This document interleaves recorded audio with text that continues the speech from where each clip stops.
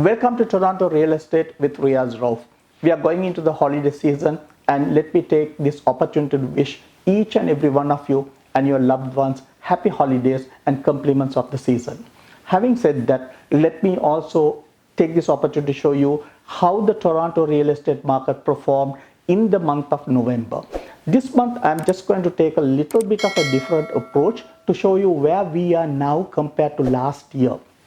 Last year, we ended the year with a total of 87,800 houses being sold in the Toronto Real Estate Board. This year, so far, we have exceeded that amount and we are at 88,000. And most likely for December, we may do about 7,000 and end up the year at 95,000 homes, which is 8% more homes being sold in Toronto in the last 1 year. This is an amazing increase of 8% compared to all the challenges that we faced this year, starting from February with the COVID and the shutdowns that we experienced. I'm not going to go there because we are going in for a new year and everything is looking good, set for the new year to boom. So I'm going to not dive too much into what the issues were, but let's look at the forward march where we are. The prices appreciated between 2019 and 2020 by 13%. In 2019, the price of average house was 819,000 and this year it's at 929,000. So we had a 13% appreciation in an average home, which is almost 110,000 per year, which is also, when you break it monthly, it's a $9,000 appreciation. Now, let me also take this opportunity to give my predictions for next year, which is 2021. In terms of prices, I expect the market to build up on the momentum that we have, and we are going to see the economy open up and foreign travel, students back, and all the stimulus that's coming in. We will be looking at an average appreciation of 8% year over year in the prices of an average home, and the average home price would cross the $1 million mark, or 1,000,001 is what my predictions are. At the meantime, let me also look at the volume that we are looking for next year. I also expect a moderate 8% increase in the volume that would bring us to 103,000 units sold for next year. That's by next year, by this time we should have those. Having told that, let me also explain to you what drove our business in 2020, because 2020 was a unique year. People have been questioning, when there are so much of issues, why real estate? Why is real estate booming? And what are the significant reasons why these are booming? And certain sectors, certain areas are booming, and not necessarily certain areas of the economy. Now, one of the main reasons is the drive for 2020 came about mainly from the organic growth. When I mean organic growth, I'm not talking of the foreign buyers who are coming in, the new immigrants who are coming on that year buying properties, but these are people already inside Canada who decide to buy more homes than investors. It's not driven by the investor category, and we can see that in what's happening in 416 area in downtown, where there's a huge inventory and stocks are not moving. But these are people who decided to buy more of the low rise was driving the market forward. Number one, non-investor category. Then we have the down payments of 30% down payment had been paid this year compared to about 25% of the average down payment that was paid like last year. Where is this money coming from? The money is basically coming from generational wealth that supports the children. That's because the parents are seeing a huge appreciation in their wealth through the equity build-up of the properties. So this is time to take equity build-up and support their children to drive and make them home owners. The other category is one of the things that I look forward for 2021. The driving factors for 2021 is going to be slightly different to 2020.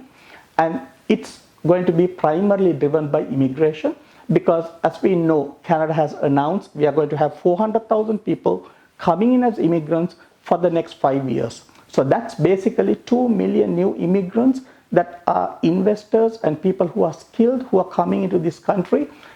Even if you take the 2 million, even if you take a family of 2, that's going to be 1 million families coming into Canada, and those people need places to lease, rent, and buy and invest. Second, international students. We are only second to America and slightly ahead of Australia, and we got 600,000 plus foreign students who are in this country. At this point in time, this year, we have had them away out of the country for most of the part. And we expect them to come back and lease back properties and have the economy going and a demand for properties of that nature. Then the new investors. What I call by and what I mean by new investor is there is another class of people who bought properties this year.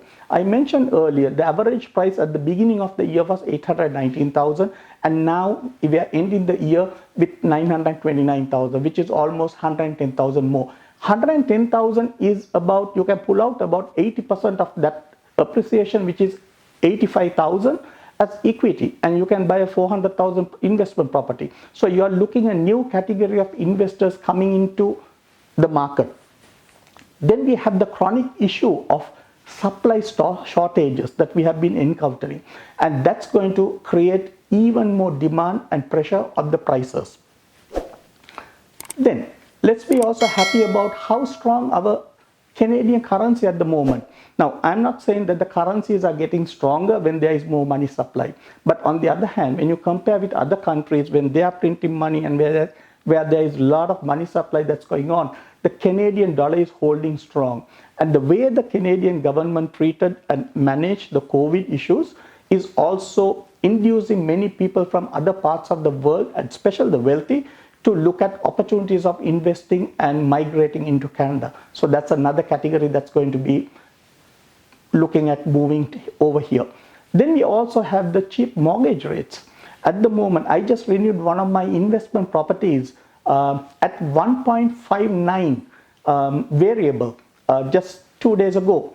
Now, I was told I could even get 1.5, but later I was told that's only for a new mortgage, but for renewals it was at 1.59. But now compare that 1.59 for a mortgage compared to 1963, it was 6.45. And in 1982, the mortgage rate in Canada was 19.5%. And that's a bank mortgage rate. And today, we are sitting at 1.6% on average. What this also means is, even if somebody is buying a property, and if he goes for a B lender, he can even get a mortgage at 3.9 or 4.9, and he can become a homeowner while the market is growing around 10 to 12%. So he is still gaining, even buying at that high interest rate at this point in time. Then there is also speculation that there would be a central international buyer tax that they are speculating on. Maybe they might want to have it, maybe they may not have it, but the fact that they started talking about it, you're going to see a lot of foreign buyers coming in and moving up and signing up contracts and leases, and purchasing decisions are being made because they want to jump the gun before the national foreign buyer tax is being implemented. So let's watch out for these, and having spoken about it, let's also have a look at the overall market, how it performed in November. In November 2020, we had the prices appreciating by 13.3%, or 113,000 to be specific. The volume grew by 24%. Now, detached homes, the average price of a detached home is 1,200,000, which is a 15% appreciation. Semi-detached home is 946,000, or 13% appreciation. Then we have the townhouse at 751,000, appreciation of 12.6%. Then coming into condos, condo price is at 606,000 and appreciation of 2%. Now let me break this down into two.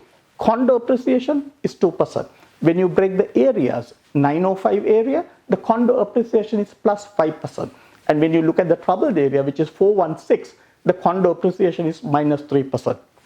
That is also giving a lot of opportunities for people who wants to buy condos in the 416 area around February, March, or during that period. We expect a little more bargains to come out, and that's the time to watch out and start making moves for all those investors who want to move in. Having told that, I would like to thank you for investing your time with us and taking the time to be with us. And it has been a pleasure serving you as well as speaking to you throughout the year. Remember, I always say there is a Vision 2025. The Vision 2025 is a roadmap where you can become an owner of 3 homes within a period of 5 years. 3 homes, 5 years. Vision 2025. Thank you very much. Have an awesome year ahead. Riyaz Rauf, a household name.